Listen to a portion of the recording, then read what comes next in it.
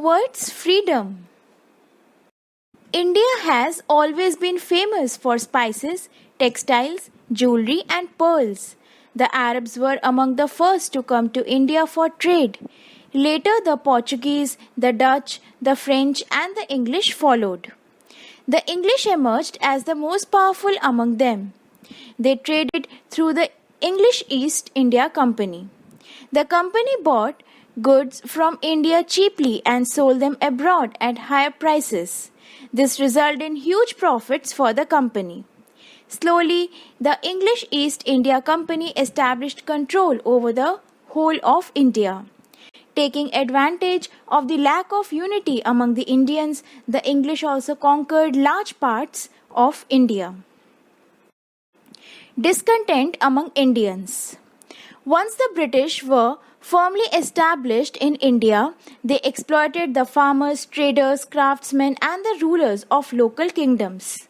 The farmers were made to pay very high taxes. Even during floods and droughts, the farmers had to pay their share of taxes.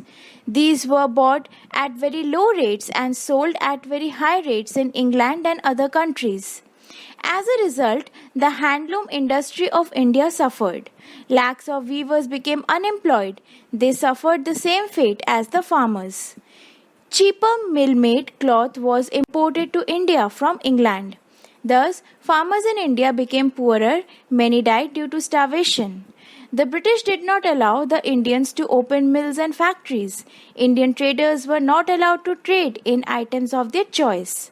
A law was passed by the British which stated that if a ruler did not have a male child, then upon the death of that ruler, his kingdom would be taken over by the British.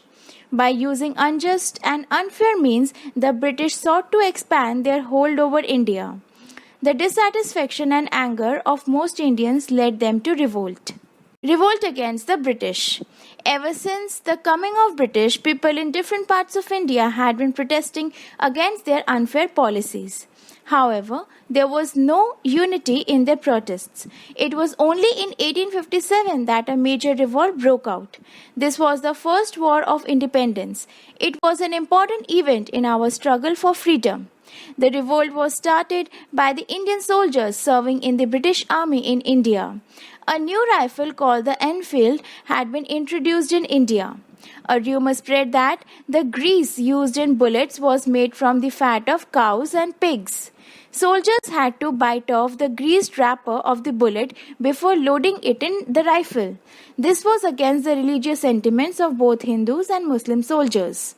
The revolt started at Meerut and soon spread large parts of northern and central India.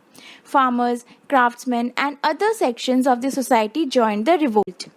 The soldiers declared the last Mughal emperor Bahadur Shah Zafar their leader. The revolt was led by Nana Sahib and Tantia Tope at Kanpur, Rani Lakshmi Bai at Jhansi, and Begum Hazrat Mahal at Awadh. After the revolt, the British suppressed the first war of independence. Many factors were responsible for the failure of the revolt.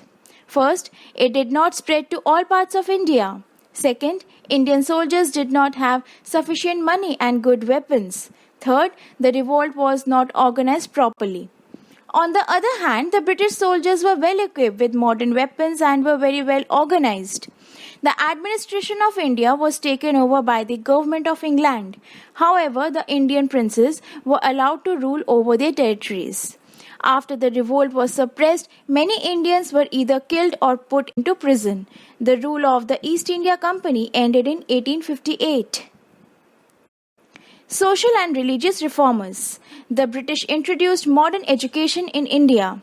Gradually, educated Indians introduced many social and religious reforms. Reformers such as Rajaram Mohan Roy, Ishwar Chandra Vidyasagar, and Debendranath Tagore were active during this period. They strongly protested against social practices such as sati, killing female babies, child marriage, and caste system. They also encouraged widow remarriage and education of women. Rise of Nationalism. Educated Indians realized that the British wanted to keep India poor and backward. Slowly, the feeling of unity or nationalism grew stronger. The growing feeling of nationalism in the formation of the Indian National Congress in 1885. The Indian National Congress was formed by an Englishman named Alan Octavian Hume. Its first session was held at Bombay. It was attended by 72 delegates from all over India. The president of this session was Umesh Chandra Banerjee. Thereafter, the Congress met every year in different cities. It slowly became very strong. It awakened the spirit of unity among the Indians. At the same time, it requested the government to introduce reforms to improve the living conditions of the people. The growing popularity of the Congress worried the British. To suppress the rising spirit of nationalism, the government passed many strict laws. They also used the policy of divide and rule to prevent the Hindus and the Muslims from uniting. Now let's recall. The England exploited all sections of society such as farmers, craftsmen, traders and rulers of the Indian states. In 1857, a revolt broke out spreading to large parts of northern and central India. Nana Sahib, Tantia Tope, Rani Lakshmibai and Begum Hazrat Mahal were some leaders. After the suppression of the revolt, the administration of India was taken over by the government in England. Reformers such as Rajaram Mohan Roy, Debendranath Tagore and Ishwar Chandra Vidyasagar worked for social and religious reforms. The Indian National Congress was formed in 1885. Thank you.